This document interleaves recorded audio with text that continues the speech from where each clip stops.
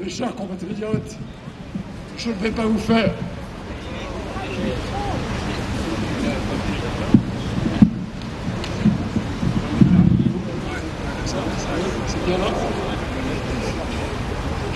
faire un beau discours comme mon prédécesseur.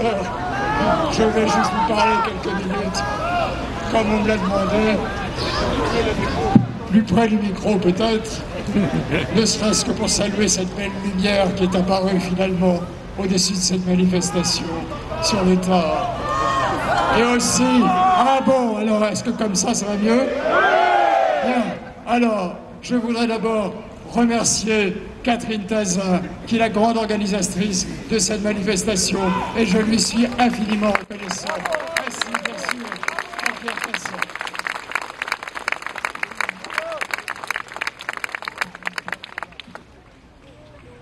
Cela dit, je dois dire que selon l'expression consacrée, il me semble que j'en vois quelques-uns qui n'y sont pas. Et je le déplore, parce que je sais qu'aujourd'hui, plusieurs ont été retenus et ont décidé de ne pas être là. Plusieurs organisations ou partis politiques qui ont décidé de ne pas participer à cette manifestation sous des raisons l'une ou l'autre, en disant que peut-être le nom n'était pas celui qu'on aurait choisi, résistance contre le fascisme islamique. Ils avaient des objections à ceci, ils avaient des objections à cela, et je déplore qu'ils ne soient pas là. Et non! Et non! Et non! Les traîtres! Ah, pas de nom, pas de nom. Alain Finkielkraut a inventé l'expression « le communisme du XXIe siècle » pour parler de l'antiracisme, expression que j'ai reprise moi-même, et je dois dire qu'il y a beaucoup de points communs en effet, et qu'il y en a un aujourd'hui encore dans cette technique de ce qui a été appelé dans les démocraties populaires le saucissonnage, qui rappelle, je ne fais pas ici une allusion au saucisson pinard, mais à cette technique qui, en Roumanie, en Yougoslavie, en Tchécoslovaquie, dans toutes les démocraties populaires, a consisté à éliminer un à un les partis en disant « Ah oui, mais vous êtes alliés avec ceci, vous êtes alliés avec cela, donc on n'a rien à voir avec vous. » Et on élimine un à un tous les partis en disant « Vous ne devez pas fréquenter votre voisin. » Et chaque fois qu'on fait une manifestation unitaire, on est puni parce qu'on a été avec les uns, avec les autres. Eh bien, je crois vraiment que l'heure n'est plus du tout à ces délicatesses de langage, à ces délicatesses sémantiques pour dire non, on ne participera pas à une telle manifestation.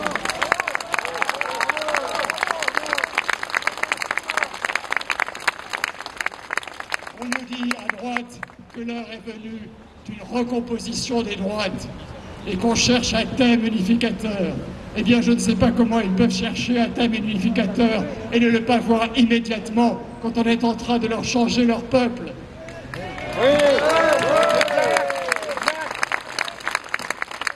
Ce que j'appelle le grand remplacement, c'est maintenant. Il a raison, le Parti Socialiste et notre président Hollande, quand ils disent le changement, c'est maintenant. Le changement de peuple, c'est maintenant. Le changement de civilisation, c'est maintenant. Et le thème de ce qu'ils appellent l'union des droites, c'est le fait qu'on soit en train de changer de civilisation et de changer le peuple, car l'un ne peut pas aller sans l'autre. C'est une conception bien basse de l'humanité que de penser qu'avec un autre peuple, vous pourrez avoir la même civilisation et le même pays. Ce n'est pas seulement d'union des droites qu'il s'agit, mais d'union de tous les partis et de la gauche aussi bien que de la droite contre cet homme remplaçable qui sont en train de nous imposer cette espèce de pion qu'on peut changer et qui peut donner à croire qu'avec un autre peuple, vous aurez le même pays. Non, vous n'aurez pas le même pays.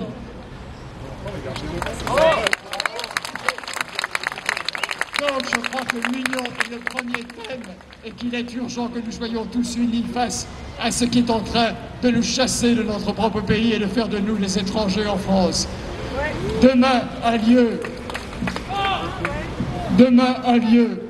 à l'Arc de Triomphe de l'Étoile, une cérémonie pour commémorer, bien sûr, le soldat inconnu et les Français de toute origine et de toute ethnie qui ont donné leur sang pour la France dans la guerre de 14. Mais, et bien sûr, nous sommes avec émotion associés à cette cérémonie. Mais il y en a aussi une autre qui est celle la commémoration au même endroit et pour les mêmes raisons des héroïques jeunes gens qui, le 11 novembre 1940, ont les premiers déposé une gerbe au nez et à la barbe de l'occupant pour inaugurer la résistance sur le territoire national de la patrie. Et avec cela, nous serons aussi présents et nous commémorerons leurs gestes à eux. Et je vous appelle tous à être présents aussi demain pour commémorer, certes, le soldat inconnu, mais les jeunes gens du 11 novembre 1940. Je crois que c'est à 19h, c'est peut-être 19h30, 19h, je crois. Voilà, et encore une fois, tous mes remerciements à Catherine Taze.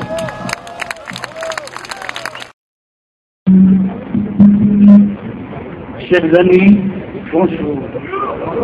Je suis descendu de nos montagnes pour partager avec vous nos inquiétudes communes. Je vous lirai donc le message qui nous est adressé de la part de notre député Oscar Freisinger. Le combat contre le dogme islamisme n'est pas un combat contre une religion, mais contre un totalitarisme qui s'est revêtu d'oripeaux religieux pour mieux asservir les esprits. Combattre l'islamisme, c'est se battre pour le droit des individus à la remise en question de toute idée, aussi dogmatique soit-elle. Combattre l'islamisme, c'est se battre pour la liberté de conscience et d'expression.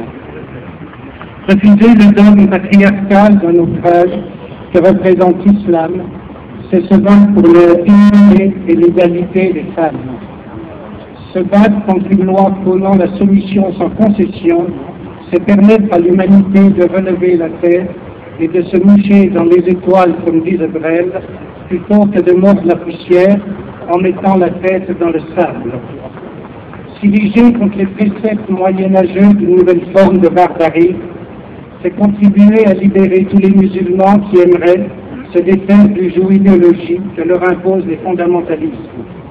Que nous soyons bouddhistes, chrétiens, juifs ou musulmans, la première victime de l'islamisme, c'est notre humanité. Cette humanité qui nous recommande de ne jamais jeter la première pierre, qui nous incite au pardon et à l'amour universel. C'est sans haine pour les musulmans, première victime de leur dogme, que nous nous dirigeons contre la propagation d'une idéologie qui cherche à étouffer notre esprit critique et à nous asservir. Il en va de la survie d'une culture millénaire qui, en partant de l'étincelle allumée jadis en Grèce antique, a abouti au siècle des Lumières, nous permettant d'émanciper notre raison du carcan qui l'enfermait, permettre à l'islam de prendre en otage nos sociétés démocratiques, c'est faire descendre à jamais la nuit sur nos têtes, c'est étouffer la flamme du logos, c'est sacrifier la liberté. Quelle que soit notre condition humaine, il est de notre devoir de relever la tête et d'utiliser notre raison pour sauver la diversité culturelle, politique et philosophique qui fait la richesse du monde, de notre monde. Que ce jour marque le début d'une reconquista intérieure et spirituelle.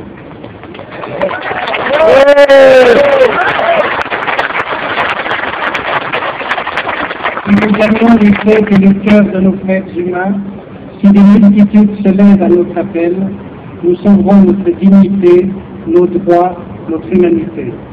Voilà ce que nous devons à nos enfants et à nous-mêmes. Vive la liberté, Oscar Freisinger.